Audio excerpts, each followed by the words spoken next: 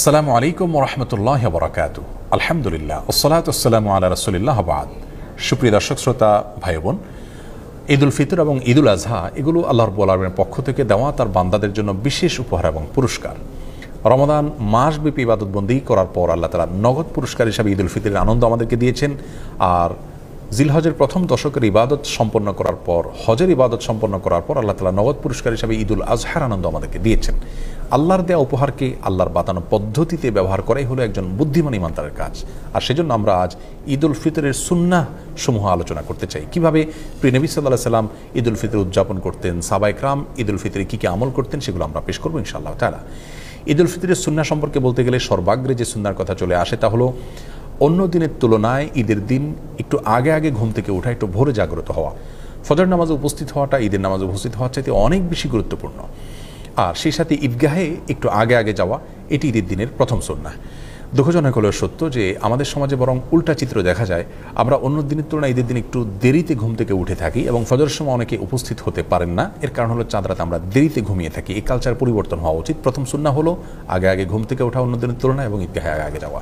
ঈদুল ফিতরের দ্বিতীয় সুন্নাহ হলো খেজুর খেয়ে তারপরে মসজিদে আসা, অথবা মিষ্টি জাতীয় কিছু খেয়ে মসজিদে আসা যদি খেজুর না থাকে।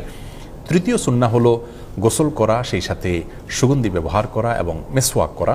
4 নম্বর সুন্নাহ হলো যার যা পোশাক আশাক আছে তার মধ্যে থেকে উত্তম পোশাকটি পরিধান করা। নতুন পোশাক আবশ্যক নয়, সুন্নাহ নয়, তবে যা আছে তার মধ্যে থেকে উত্তম এবং তুলনামূলক ভালো পোশাকটি পরা ঈদের দিন, এটা হলো সুন্নাহ।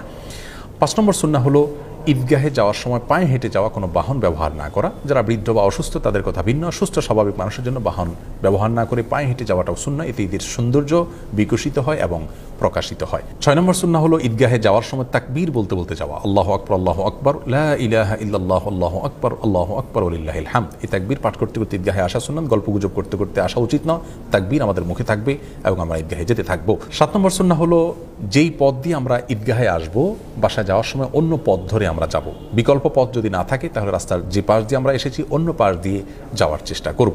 8 নম্বর সুন্নাহ হলো ঈদের দিন হাসি মুখে থাকার চেষ্টা করা যথাসম্ভব। কোনো কারণে মনে দুঃখ থাকলেও যথাসম্ভব হাসি খুশি থাকার চেষ্টা করতে হবে, সবার সাথে আনন্দ ঘনভাবে সময় কাটানোর চেষ্টা করতে হবে। এটা ঈদের গুরুত্বপূর্ণ একটি সুন্নাহ। ঈদের 9 নম্বর সুন্নাহ হলো যথাসম্ভব মসজিদে বা বদ্ধ জায়গায় ঈদের নামাজ না পড়ে উন্মুক্ত জায়গা বা মাঠে ময়দানে ঈদের নামাজ পড়া উচিত এবং উত্তম সুন্নাহ। এতে ঈদের আনন্দ এর মধ্যে পূর্ণতা পায়। তবে কোনোভাবেই কোনো রাস্তাঘাট, পথ ইত্যাদি বন্ধ করে মানুষের দুর্ভোগ হয় এরকম পরিস্থিতি সৃষ্টি করে দখল করে সেরকম জায়গায় ঈদের নামাজ পড়া উচিত নয়। উন্মুক্ত জায়গা যদি পাওয়া যায়, কারোর জায়গা যদি খুব পারমিশন দেন তাহলে সেই জায়গাতে হতে পারে, অথবা শহর অঞ্চলে যদি সেরকম কোনো জায়গা না থাকে তাহলে মসজিদেও ঈদের নামাজ হতে পারে। ঈদের 10 নম্বর এবং সর্বশেষ সুন্নাহ হলো একে অন্যকে শুভেচ্ছা জানানো ঈদ উপলক্ষে। সেটি সাক্ষাৎ হলে হতে পারে, বার্তাযোগে হতে পারে। সাহাবায়ে কেরাম একজনের সাথে অন্যজন সাক্ষাৎ হলে, যোগাযোগ হলে ঈদের দিন তারা শুভেচ্ছা জানাতেন এইভাবে, তাকাব্বালাল্লাহু মিন্না ওয়া মিনকুম সলিহাল আমাল। যার অর্থ হলো গোটা রমজান ব্যাপী আপনি এবং আমি যে সমস্ত নেকামল করেছি আল্লাহ তাআলা আমাদের উভয়ের নেকামলগুলোকে কবুল করে নিন। এই দোয়াটাকে সংক্ষেপে এভাবে বলা যেতে পারে, তাকাব্বালাল্লাহু মিন্না ওয়া মিনকুম, তাকাব্বালাল্লাহু মিন্না ওয়া মিনকুম। এভাবে আমরা একে অন্যকে ঈদের শুভেচ্ছা জানাবো। এটাকে বাংলায় আমরা বলতে পারি, আপনার এবং আমার সমস্ত নেকামলগুলো আল্লাহ তাআলা কবুল করুন। এই দোয়ামূলক শুভেচ্ছা ঈদ উপলক্ষে, ঈদুল ফিতর উপলক্ষে আমরা একে অন্যকে পেশ করব। সেই সাথে ঈদ মুবারক যেটা আমরা বলে থাকি আমাদের সমাজে, সেটি বললেও কোনো অসুবিধা নেই। ঈদ মুবারকের অর্থ ভালো, অর্থাৎ আপনার ঈদ বরকতময় হোক। কিন্তু সুন্নাহ হলো সেটি যেটি সাহাবায়ে কেরাম থেকে বর্ণিত হয়েছে। আমরা দুটিকে সংযোগ করে বলতে পারি, কোনো অসুবিধা নেই। অবশ্যই সাহাবায়ে কেরামের শুভেচ্ছাটা আমরা ভুলব না। হাদিসে বর্ণিত শুভেচ্ছাটা আমরা একে অন্যকে জ্ঞাপন করব, তাকাব্বালাল্লাহু মিন্না ওয়া মিনকুম। কিছু কাজকে ঈদের সুন্নাহ আমরা মনে করি, অথচ সেগুলো ঈদের সুন্নাহ নয়। যেমন অনেকে মনে করেন ঈদের দিন কবর জিয়ারত করা সুন্নাহ। হ্যাঁ, ঈদের দিন যদি কারো সুযোগ হয় তিনি অবশ্যই মা বাবা কবর জিয়ারত করবেন, কোনো অসুবিধা নেই, ভালো। কিন্তু এটাকে ঈদের সুন্নাহ মনে করে করবেন না। অনেকেই ঈদগাহে ঈদের নামাজের পরে কাঁধে কাঁধ মেলানোটাকে সুন্নত মনে করেন। সেটিও ভুল ধারণা। অনেকদিন পরে কারোর সাথে সাক্ষাৎ হয়েছে, সম্প্রীতি বা ভালোবাসা প্রকাশের জন্য আপনি কাঁধে কাঁধ মেলালেন, সেটি করা যেতে পারে, কিন্তু ঈদের সুন্নাহ মনে করে সেটি করা উচিত হবে না। সেই সাথে অনেকে মনে করেন যে ঈদের দিন নতুন পোশাক পরা সুন্নাহ, সেটিও ভুল ধারণা। যা আছে তোমাদের থেকে উত্তম পোশাকটা পরা সুন্নাহ, কিন্তু নতুন পোশাক হতে হবে এমনটি মোটেও আবশ্যক নয়।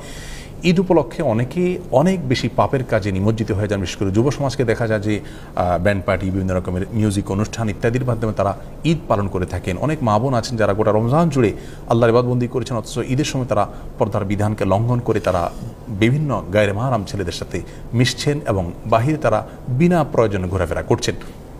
এই অসুস্থ সংস্কৃতি থেকে আমাদের বের হয়ে আসা উচিত।